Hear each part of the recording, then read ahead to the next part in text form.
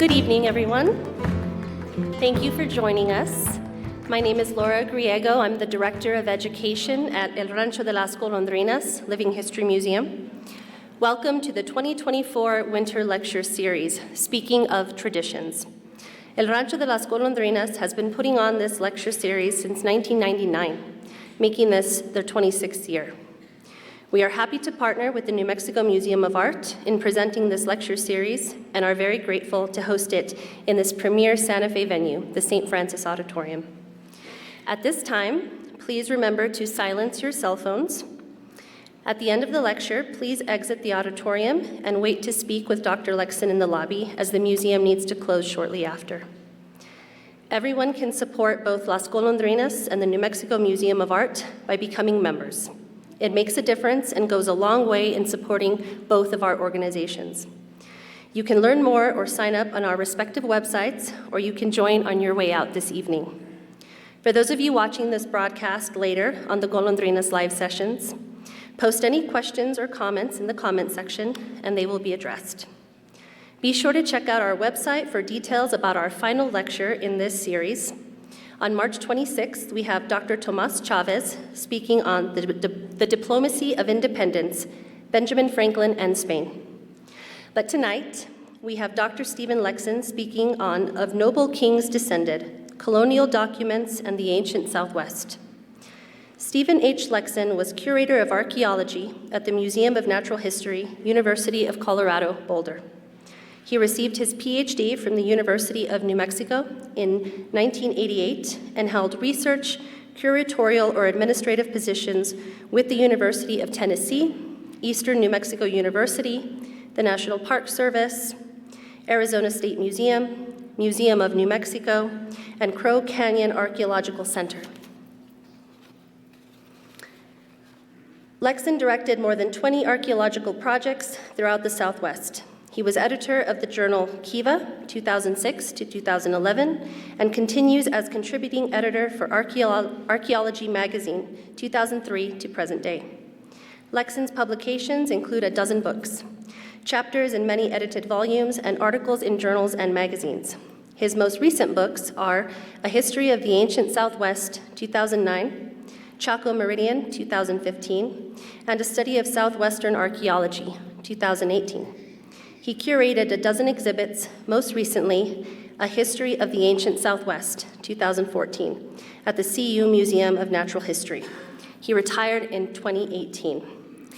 We also want to give a very special thank you to Las Golondrinas board member Denny O'Toole for facilitating this lecture and for getting us in contact with Dr. Stephen Lekson. And now, without further ado, it's my pleasure to welcome and introduce Dr. Stephen Lekson. Please join me in giving him a big, warm welcome. Thank you, and thank you all for coming out. Thanks for the invitation from Denny O'Toole. Denny and Trudy are old friends. No, they're friends of some duration. And I've seen many other people that I've bumped into in Santa Fe, both when I lived here and over the years. I had a museum career, and I'll just say that, this is a great museum. Las Golondrinas is terrific, and they both really count on support from people like you. So thank you for supporting these two great institutions.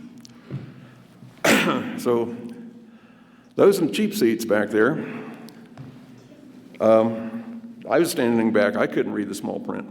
It says, disclaimers, no degree in history, no facility with Spanish, old or new. Shameless use of secondary sources.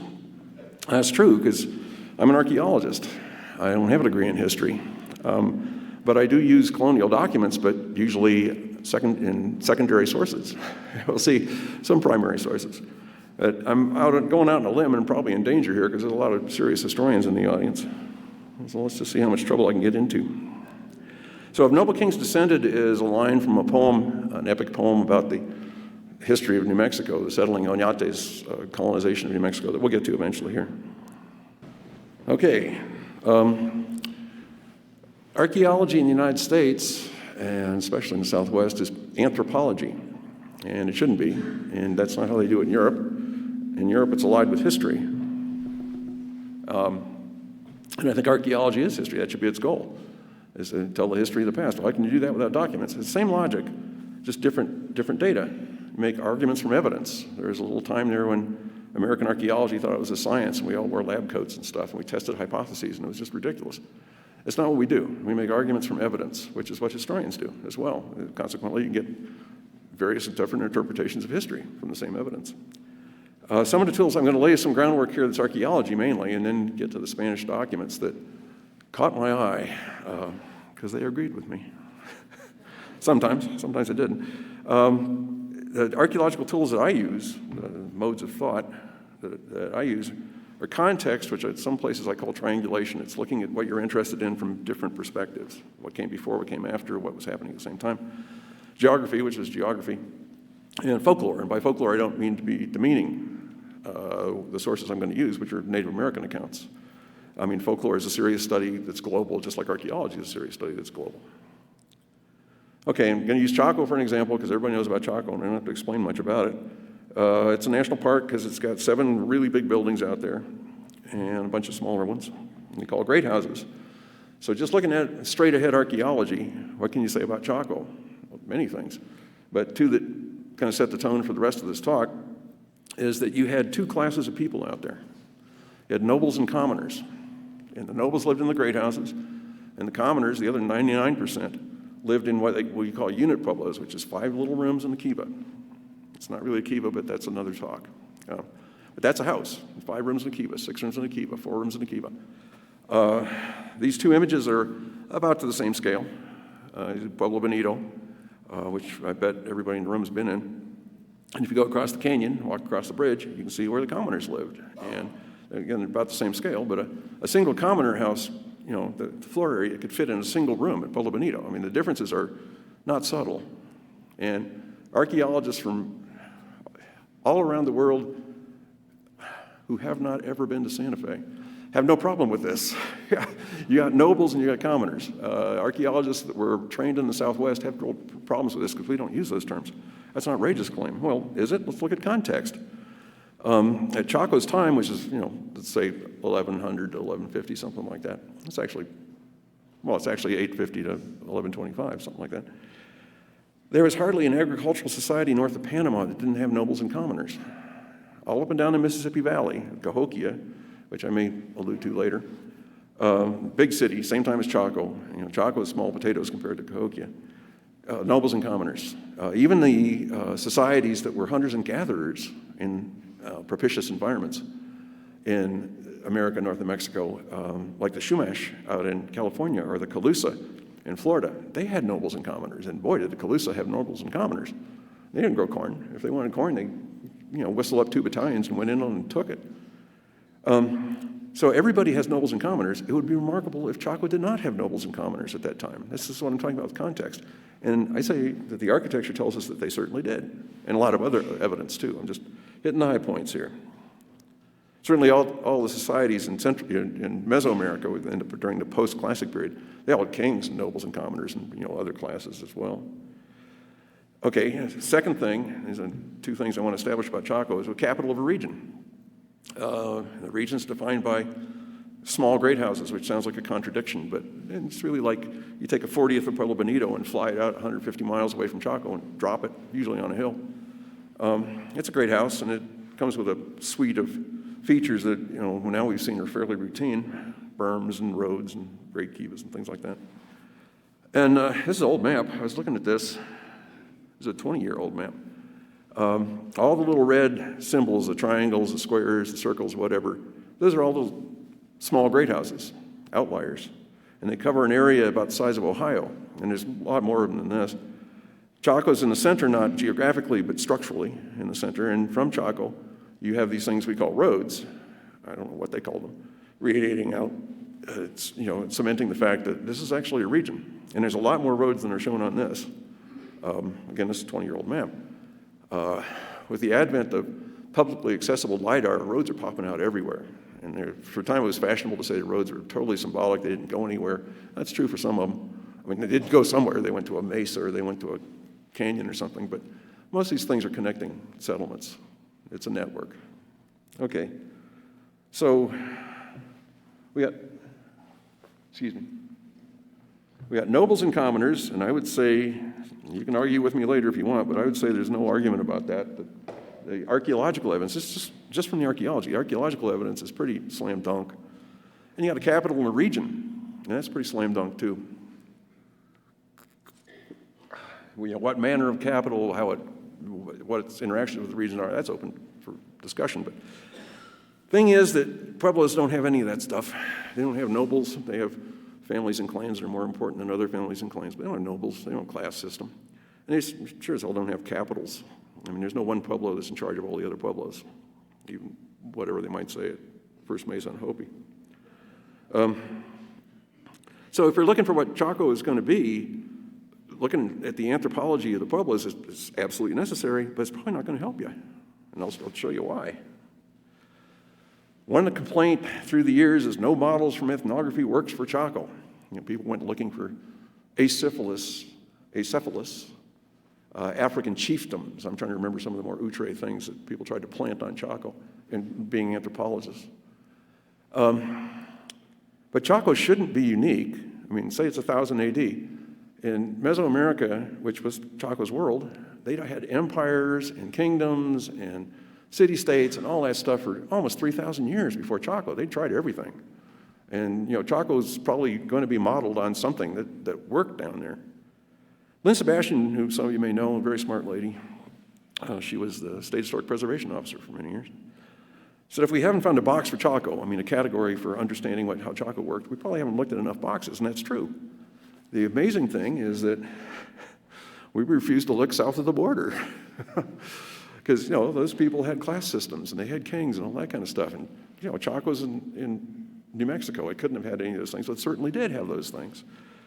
You look at post-classic Mesoamerica, and I'm relying here on the work of James Lockhart. This is one of my secondary sources, and actually tertiary.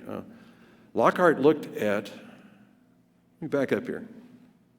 I was reading about the Aztec Empire and the Tarascan Empire, and I'm reading about this stuff, saying, this is not Chaco. Chaco's not an empire. Chaco's some little, hick polity out in the very edges of civilization compared to what's going on in central Mexico.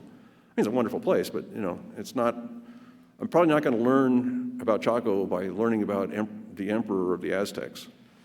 And a Mexican archaeologist, colleague of mine, friend of mine, said, no, you should be looking at the things that the Aztecs conquered.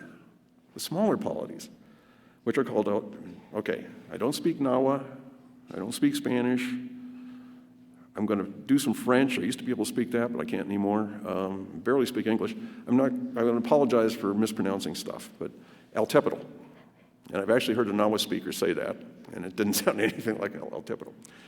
Okay, so James Lockhart looks at the colonial documents, and the Spanish didn't destroy the systems of governance. They just added Spanish layers on top of what was existing, the native structures. So Lockhart goes through the manuscripts and picks off peels away the Spanish stuff for enough of these little polities, of these little city-states. He says, this is how it probably worked. And some other archaeologists argue with him, but other archaeologists say, yeah, that's probably how it worked. For an Altepetl, you have nobles and commoners. You have two classes of people, sometimes more classes of people. But the nobles are really different. Nobles are divine. And they're a smaller number and lots of commoners. You have half a dozen noble families, each with their own palace in the central city. 7 great houses in Chaco. And you have rotating kingship, where there's a king. King's the right word for it. But when he dies, his son or daughter don't become king.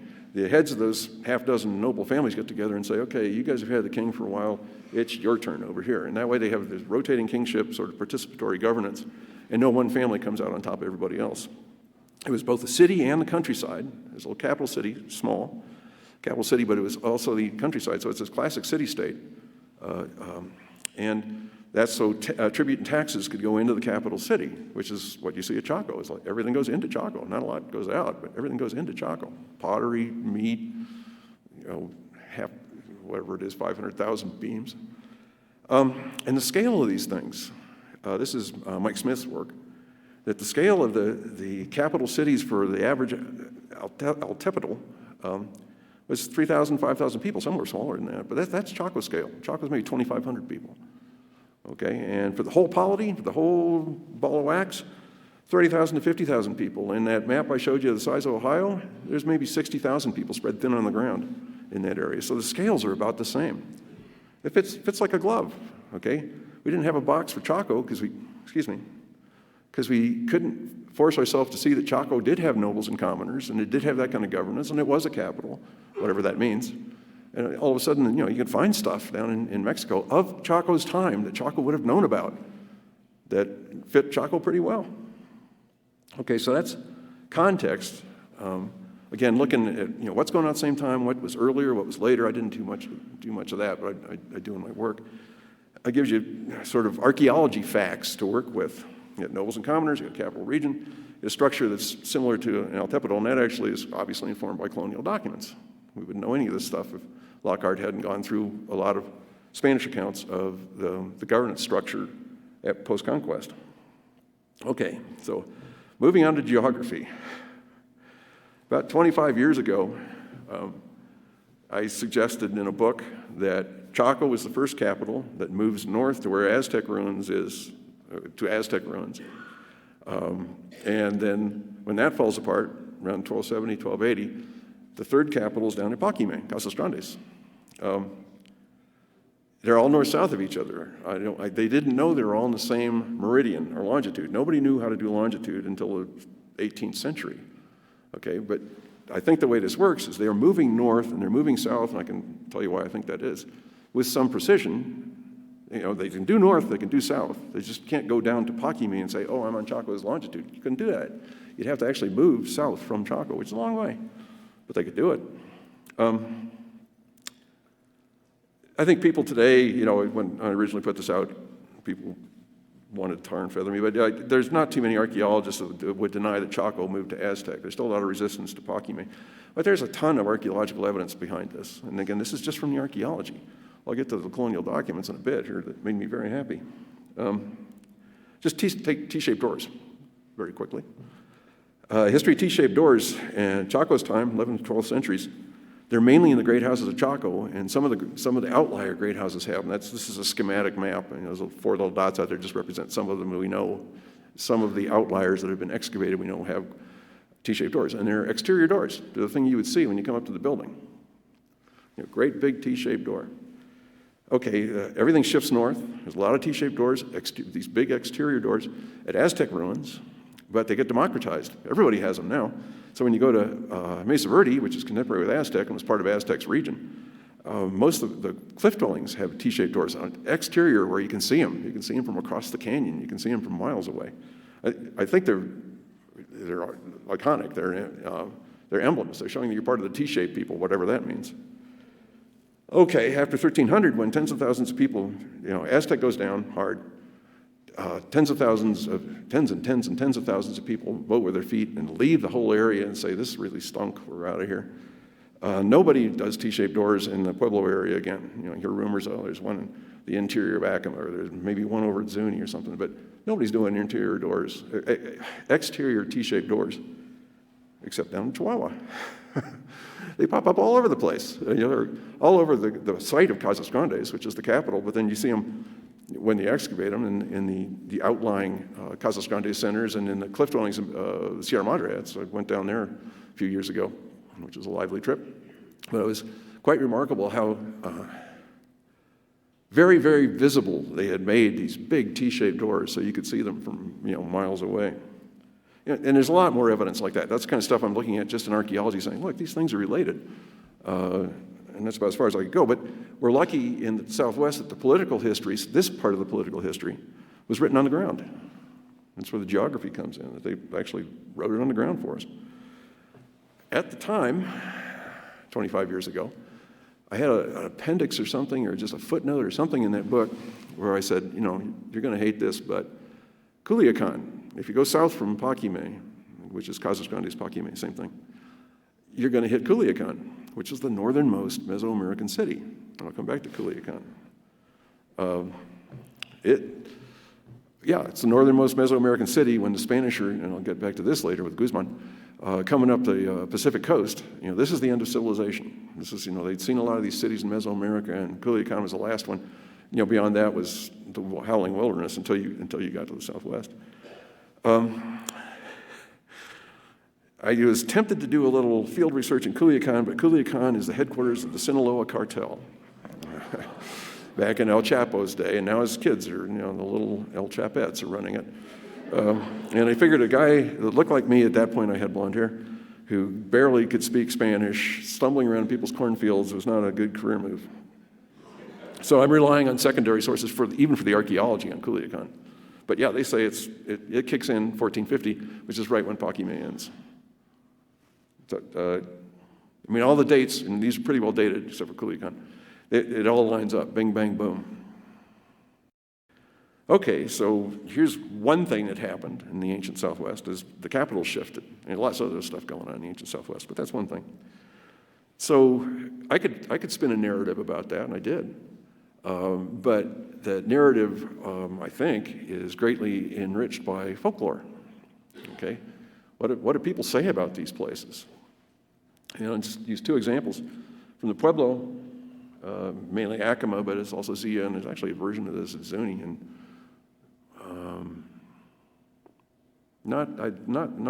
somebody can contradict me here or correct me here, but I don't think so much in the Rio Grande Pueblos.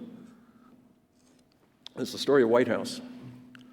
And for Navajo, it's a story of the guy we call a great gambler. And we'll get to that. White House, this is a version from Acoma that's in print. I've also heard it from Acoma people. That White House is up north someplace, and it was fabulous. It was amazing. It was the Emerald City of Oz. They had everything up there. It's full of marvels and wonders, but people got power over people. And when Pueblo people are telling this story, there's a visible discomfort on some people that this is the bad part. Nobles and commoners, people had power over people. The nobility is asserting itself, or the nobility is already there, but it's really putting its foot down. Bad things happen, and the spiritual advisors of the Acoma, not human spiritual advisors, but spiritual spirits, say, this stinks, you people, the people are behaving badly, we'll deal with. You people head south. And this is a complicated story. It's a good story, complicated story, but half of them go south to Acoma, found Acoma. And the other half, the brown egg people, they keep going south, which is a theme that comes up again and again and again. The whole raft of folks just head south. And that's the end of White House. Okay. But 4 days out, everything's enforced. 4 days out, they have a ceremony of forgetting. And this is in the story that the Acoma tell. Are they going to forget this place? They're not going to, they don't say this is my interpretation. They're not going to have nobles anymore. They had them and it ended very badly and kind of nasty. So a ceremony of forgetting, obviously they didn't forget because they still tell the story, but I think they just drag it out when they need to, when somebody needs to hear it. That we tried this in the past, tried acting like you're acting in the past, and it ended very badly. That's the impression I get from the Acoma people I've talked to. That people know this story, but it's not general public knowledge. It comes out when it needs to come out. So ceremony of forgetting, they're turning their back on all that. They're turning their back on Chaco, I think, quite literally.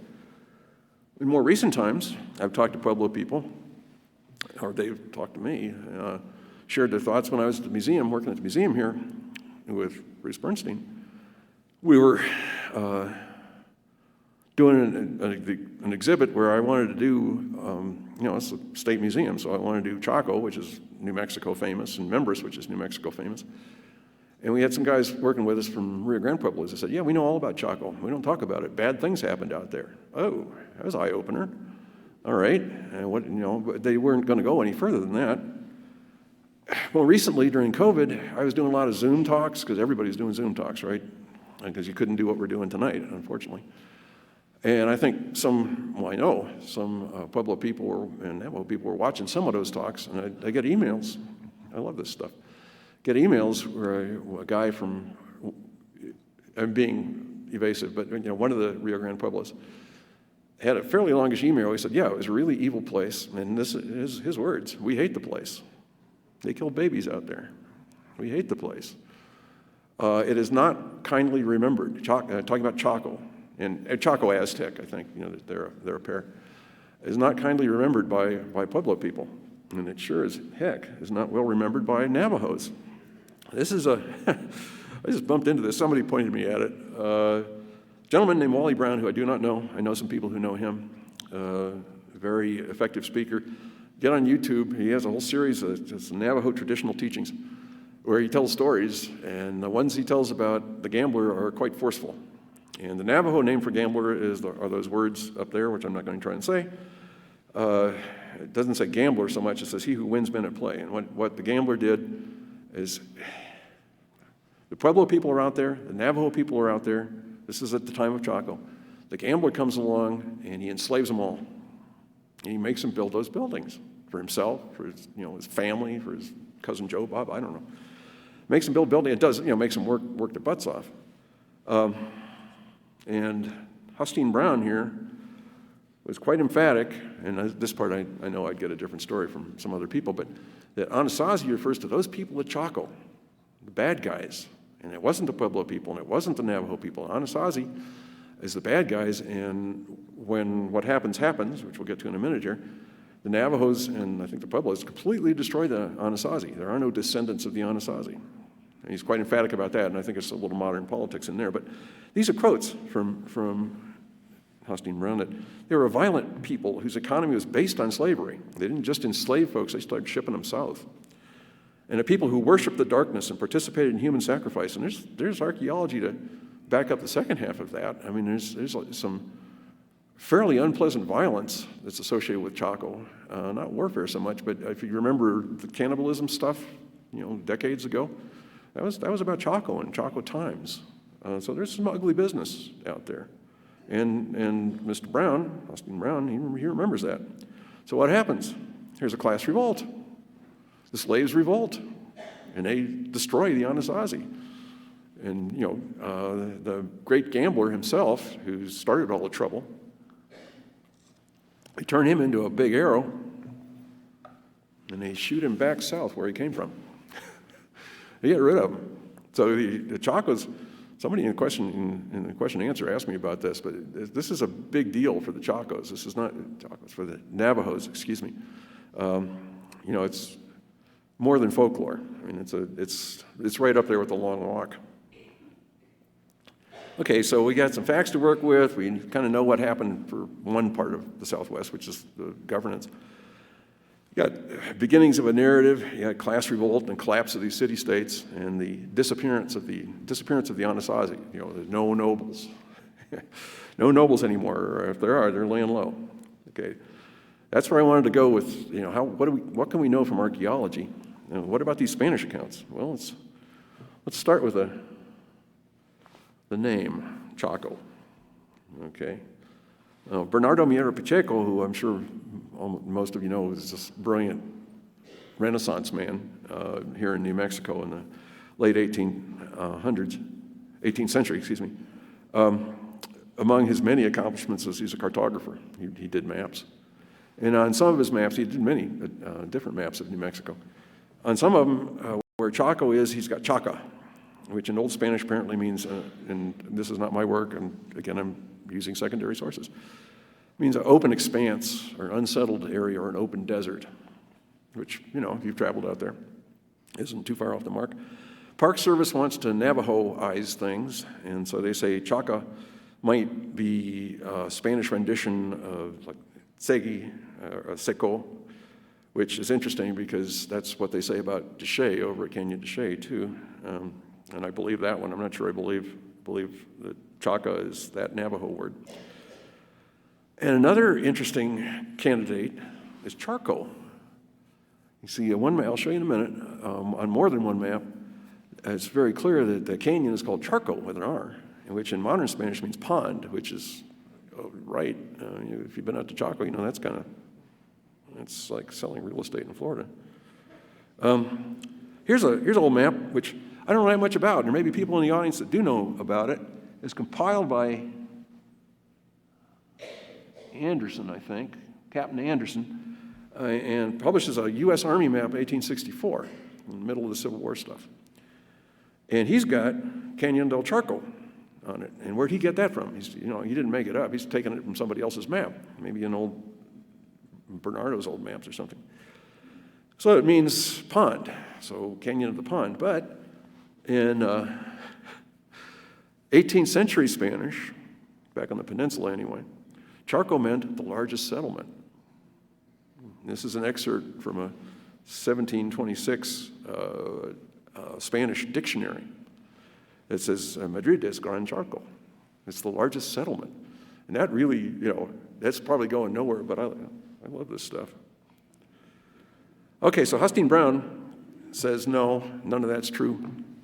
That where Chaco comes from, and I'll try and say this the way that he said it, but I'm going to blow it. It's Chaco Haja, which, any Navajo people in here?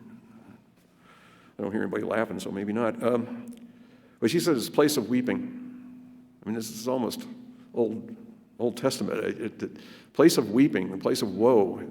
They're all enslaved, working for the boss, working for the gambler, not liking it very much. And, bad stuff's happening. It's a place of weeping, and that may be more. Yeah, that may be where it's from. It's Chaco. Okay, so we've already dipped into colonial documents, just at third or fourth hand with the Altepetl, but here's a primary document, Villagra. It's a gentleman who came in with Oñate and wrote an account called The History of New Mexico in this heroic poem, long, rambling, heroic poem, which, of course, I can't read. And, I read English translations, and also scholarly evaluations of the poet. And generally, the guys that are writing about him say, well, he's a pretty good historian. His history's accurate. He's a lousy poet, which didn't matter to me because I couldn't read the original anyway. He has an account of how the Paquime was founded that kind of coincides with me saying that Chaco and Aztec moved down to Paquime. Oñate's, a large bunch of Oñate's columns stops at Paquime. And when they were there, it was even more impressive than it is today. And they asked the local Indians, we don't know who the local Indians were, what is this place? Did you build this place? They said, no, we didn't build this place, but we have a story about it. And they tell this, and Villagra writes it down in his convoluted poetry. And he talks about two heroic brothers of high and noble kings descended, sons of a king, kin of the highest lineage, coming out of the north, Prince A and Prince B, with their retinues. This is not a mass migration, but there's these two groups that come down. And when they get to the site of Paquime, where there's nothing, they encounter a hag, a very tall, powerful, older woman who's, I'll show you in a minute, says, stop, all right? And they say most certainly she bore a huge, enormous weight, almost in form a tortoise shell set upright of iron, massive and well molded.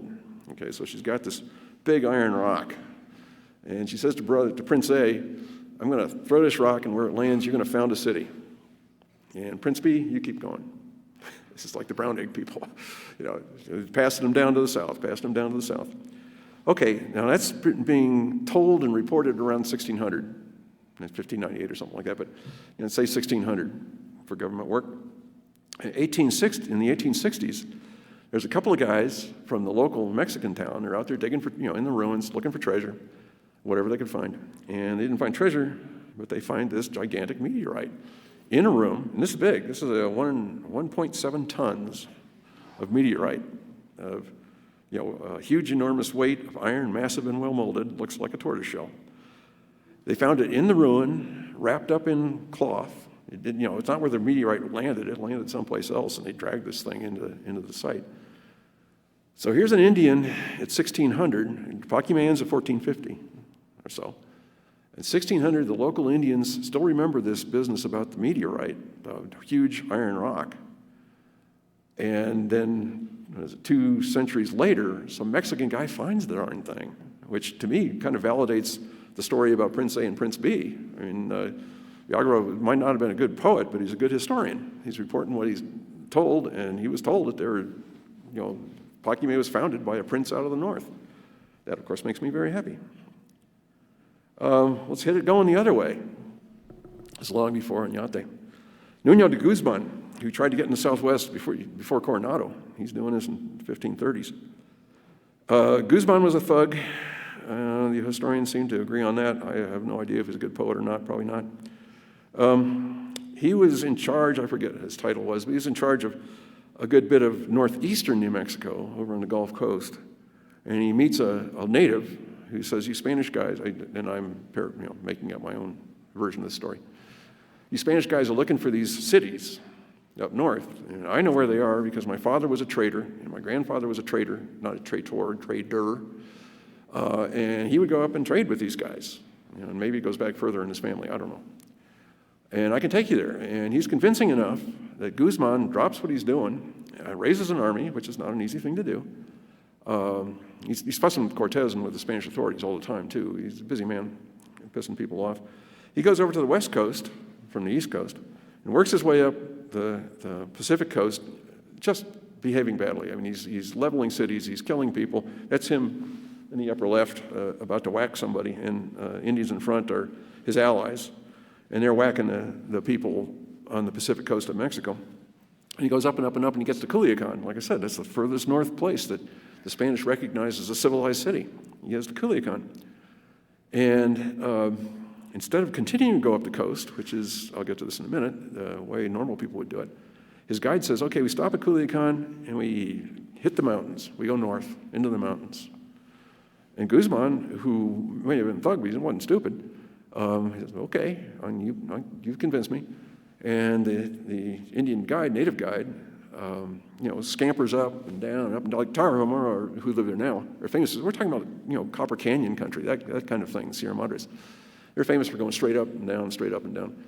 Well, Guzman and his army, I mean, he has carts, he has horses, he has flocks of livestock. He can't do that.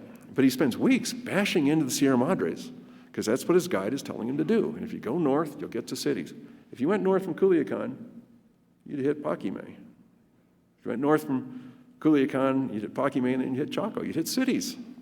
Old cities, maybe that the guy's grandfather knew, but cities. He's just doing his job. Guzman gets called back to get his wrist slapped because he'd done such horrible things in western Mexico.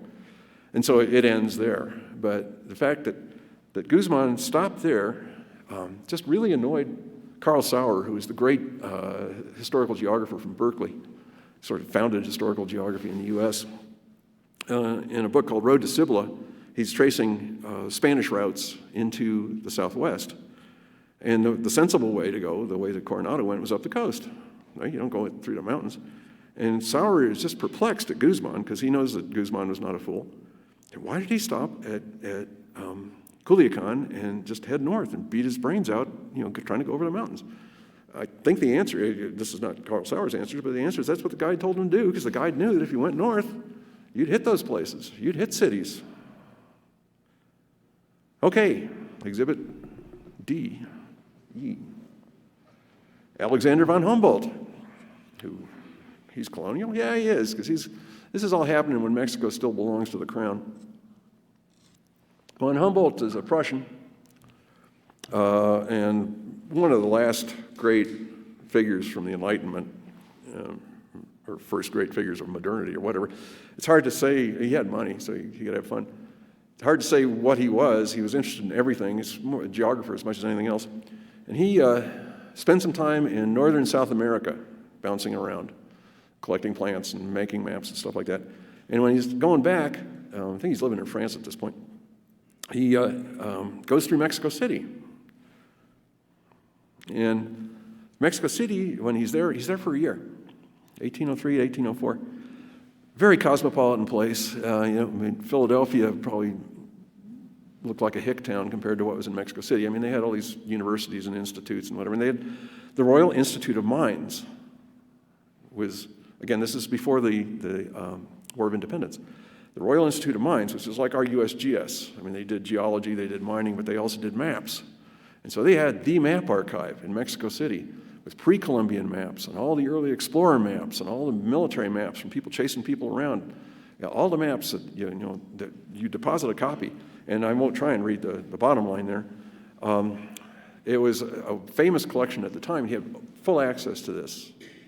And since he was famous already, he probably had, I'm making this up, but he probably had most of the intellectuals in Mexico City leaning over his shoulder helping him and telling him stuff.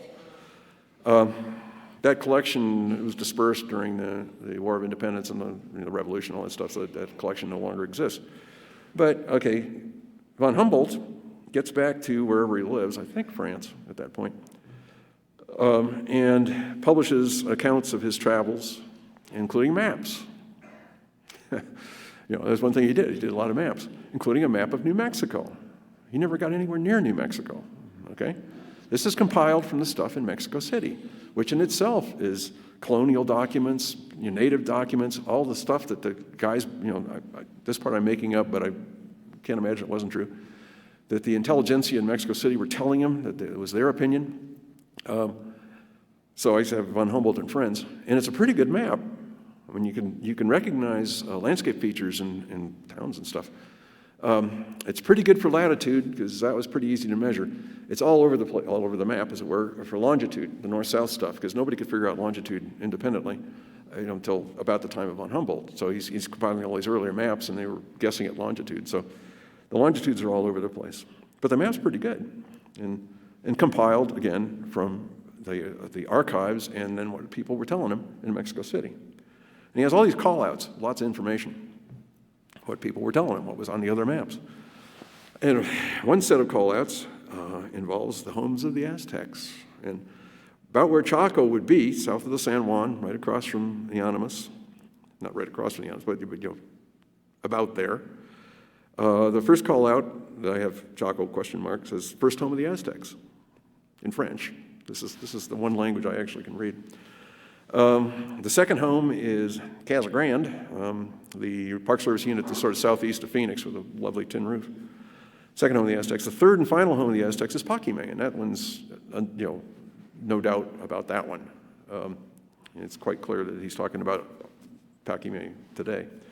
And what he says is that the home of the Aztecs, from which they passed through the Tarahumara country, the Sierras, to Culiacan, and he's very specific about that. And the top quote that's in French, he's got another Nahua name for it, which I will not attempt to pronounce. And then that's his parentheses. He specifies that's Culiacan. So he's saying that the Aztecs leave Casas Grandes, go through the Tarahumara country, which is Sierra Madres, and land in Culiacan. He had no idea that Culiacan was due south of Paquime. He didn't know that. Again, they didn't know longitude. This makes me happy too. So you got Villagra talking about the princes coming and founding Paquime. You got Humboldt saying when they leave Paquime, because what happened in 1450? Where'd those guys go? I think that's the noble families. That they go down to Culiacan. You got Guzman much earlier, and his guide, hitting Culiacan and saying, if you go north from here, you're going to hit cities. I mean, it all lines up. So Chaco as Aztlan. Aztlan is the mythical home of the Aztecs, and you see a lot of Aztlan-themed art. It was huge in the Chicano civil rights movements in the 60s and 70s. That the Plan de Aztlan was signed in Denver, right down from where I live. It's sort of a foundational document for Chicano civil rights. It says, we came from Aztlan, we went to Mexico, now we're La Raza. When we come back, we really don't need a green card. This is our home. Well, okay, I don't speak Nahua, but they do tell me that Aztec just means you come from the north, from Aztlan, which is the north, sort of general north. And there are many different Aztecs, which meaning many different groups that came from the north. The brown egg people, Prince B, groups that came from the north into the Mesoamerican sphere. The Mexica Aztecs, who gave us the name Mexico, they were the Mexica, who happened to be Aztecs from the north. They founded Tenochtitlan, and they're the guys that Cortez does dirty. But there were other Aztecs or other groups come from the north. I've talked to Mexican archaeologists say, there's all these rises and falls in Mesoamerica. Teotihuacan crumbles, and there's actually depopulations and stuff. And there's always new bursts of energy and population coming from the north. That this is a long-established pattern. At least in the opinion of one guy, I think knows what he's talking about. Chaco wouldn't be Aztlan, but Chaco could very easily be the source of the noble families that then went to Aztec, and then, according to me in the archaeology, then went to Paquime, according to the archaeology, but also according to the history of New Mexico, the two princes coming down, and then went down to Culiacan, according to the colonial document of Alexander von Humboldt's book, which is a colonial document, and one I could actually read, one of the few. I've got a minute here, so I'm going to go completely off the rails. Very meta, talk about Coronado and De Soto, which involves context and geography and not so much archaeology, folklore and colonial accounts. A question for archaeologists that think beyond their own valley is you got Chaco and Cahokia are exactly contemporary. Give it a day or two. They're contemporary. And they're the two big kids on the block, and of the two, Chacos by far, Cahokia is by far the biggest. There's 60,000 people in Chaco's region. There's maybe 30,000 people living in Cahokia. It's a real city. So they're separated by, 1,000 miles, something like that, across the Great Plains, the Great American Desert. And, did they know about each other? Did Chaco and Cahokia know about each other? I mean, there's no Chaco pottery at Cahokia. There's no Cahokia pottery at Chaco. I mean, why would there be? They each had their own pottery. They didn't need that stuff. Even posing the question, which is a perennial, is, to me, slightly racist because, yeah, of course they knew about each other. And these two big kids on the block, and it's their job to know what's going on out. Yeah, they must have known each other. And now there's a little archaeological backing for that. But it's very little, but very exciting. But before we found a cotton shirt at a Cahokia site and black drink at Chaco, if you know what those things are, looking at colonial documents, okay? Coronado comes up, and he has Indian guides. He's a big army, and you don't move an army into some place. You need to know where you're going to invest your army in that. So none of these guys went anywhere without an Indian out in front of them telling them where to go. So he has Indian guides.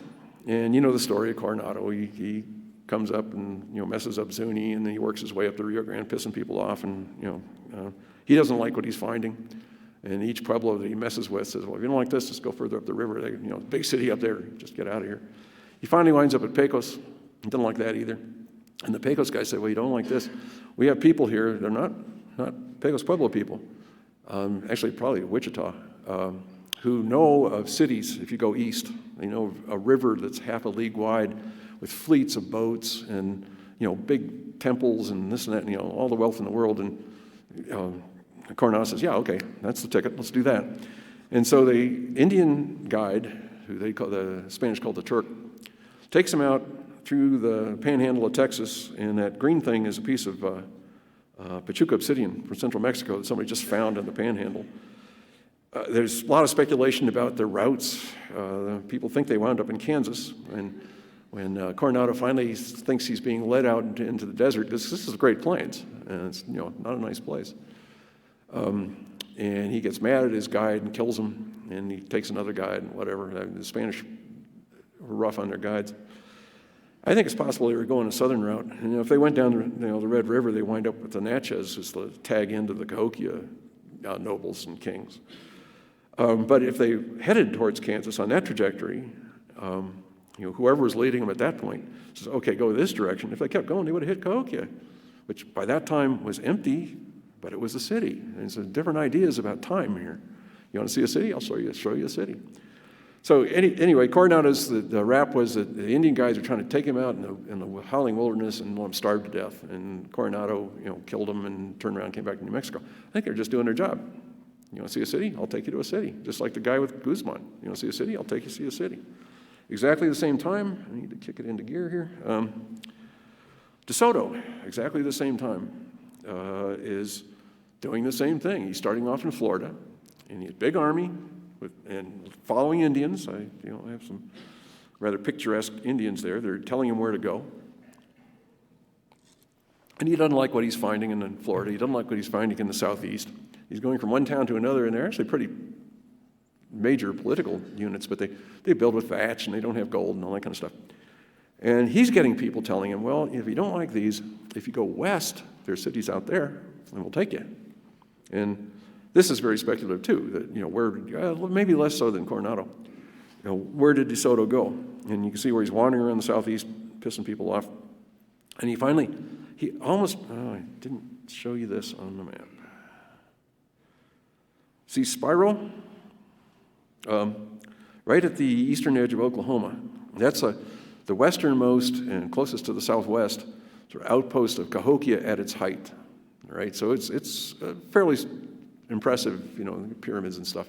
But the wealth that was there was from all directions of the compass, and it was a place that people would remember, even though at Coronado's time it's empty. So De Soto's guides, whom he's following, take him almost to Spiro, and if he kept going on that latitude, which you can do, he'd hit Pecos. But he thinks he's being led astray. So he had war dogs, these big dogs that are bred to tear people apart.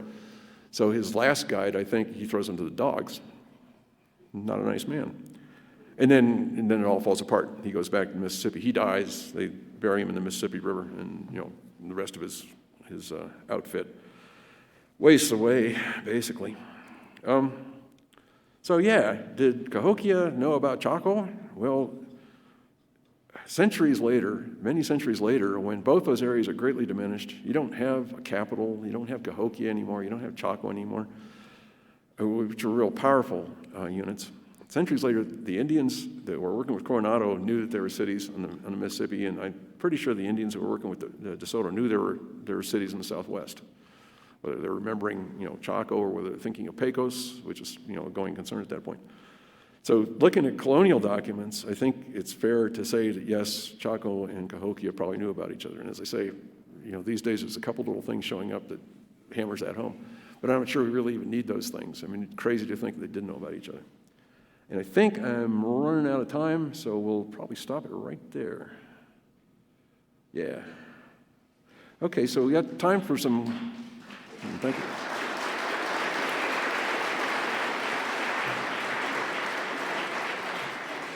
So I think we have a little time for questions and answers. I'm not expecting any questions. I'm sure you all believe all this. And I can't actually see, so no questions? You all buy this? Oh, if only my students were as good as you. Ma'am.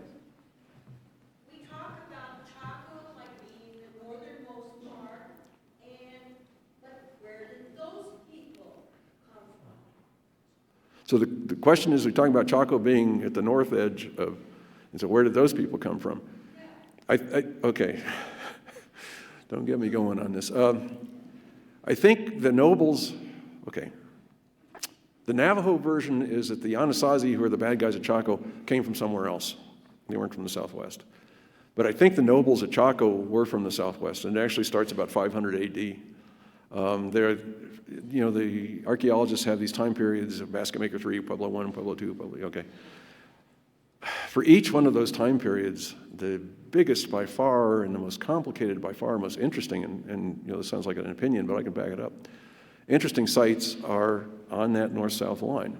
And it starts, oddly enough, back at Chaco at 500 AD, 500 years before the Chaco we talk about rises.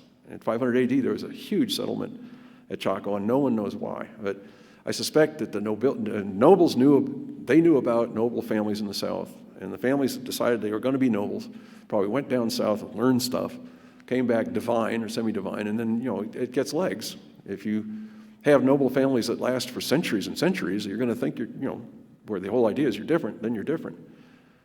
So the people at Chaco, I think, I'm sure there are plenty of people from Mesoamerica and probably Cahokia wandering around Chaco. But the base population, I think, are the folks that populated the Southwest. And my guess is that, it certainly looks this way from DNA and everything else, that the rulers, the nobles were local people too. And they weren't important to them. I don't know if that answers your question or not. But local folks, yeah. Sir? You mentioned Humboldt. Do you believe the legend of the red-haired giants that Humboldt made in Nevada? Okay, the question is, when Humboldt was reporting what he heard, and do I believe the legend of the red-haired giants in where, in Nevada? Or Humboldt Lake, Nevada. Humboldt Lake Cave. Humboldt Lake Caves. Oh, that's not von Humboldt. That's just named after him. Oh, okay. No, I don't believe that legend particularly. No, red-haired giants. I saw one play basketball once, but no. Yeah, I'm sorry. I thought this is something that von Humboldt had said. He might have been a good poet, but von Humboldt is sort of revered as a very good reporter and scientist and historian, which is why I value his words so highly. See a hand back there. I can't see you. Yes, you describe the nobles and another level of people. It's just another euphemism for slavery. You didn't use the term slavery, but you just used slaves and described that similar period. Is it a slave society? So the question was, was it a slave society?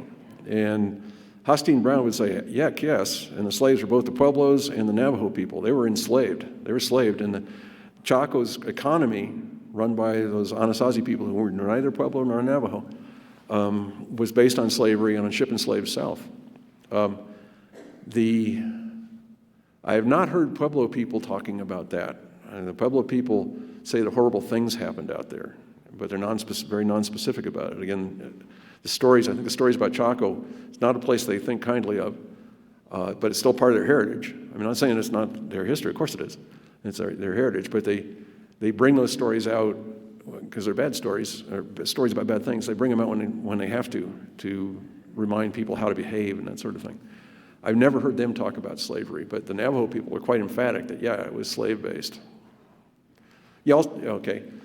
I don't think the commoners, personally, the people living in the unit pueblos, I don't think those were slaves because they're scattered all over the landscape. They'd be very hard to control. But I think they did owe like labor or taxes or tribute on the Altepetl model to the noble families. That's how it worked in Mexico, is that you owed the nobles a couple of weeks' work or a few bushels of corn or something like that. It wasn't like slavery.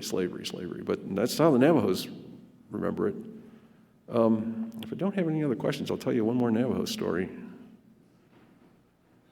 I was out in Window Rock doing some business with the cultural preservation team, or whatever they call themselves out there, some time ago. This is why I don't remember the name. Good people that I did a lot of other work. I was getting yelled at for something or other. And during a break in the meeting, I went out with a guy that I'd worked with before, a Navajo guy, who told me the whole story about the great gamblers, though I'd never heard it before. But he was trying to establish that the Navajos had a role at Chaco. I said, okay, thank you very much for that. He also showed me the murals in the roundhouse there, which are very cool. But we're just walking, and I know this guy fairly reasonably well. And I said, Navajos are kind of famous for being entrepreneurial, and you'll do logging, you'll do mining, and if it makes money for the people, for the tribe, you seem to be not adverse to doing it. How come we don't have casinos? How come we don't have casinos? And this guy says, the old people wouldn't let us.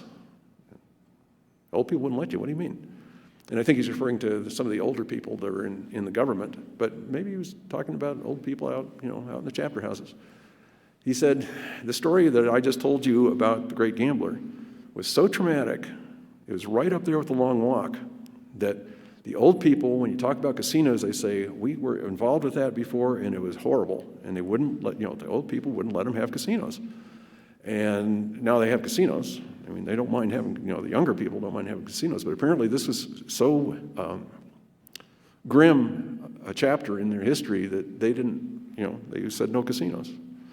And it's circumstantial, but I mean, it seems to me like they very deeply believe that story. And it probably was reason. Thank you very much.